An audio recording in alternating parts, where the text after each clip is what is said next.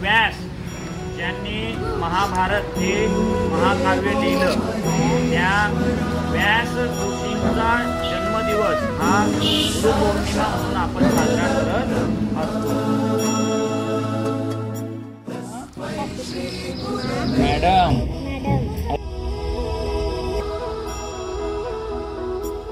गुरु माझा गणगोत, गुरु हीच माऊली.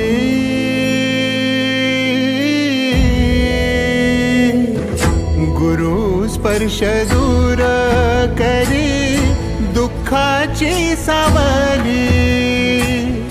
गुरु भेटीसाठी झाली जीवा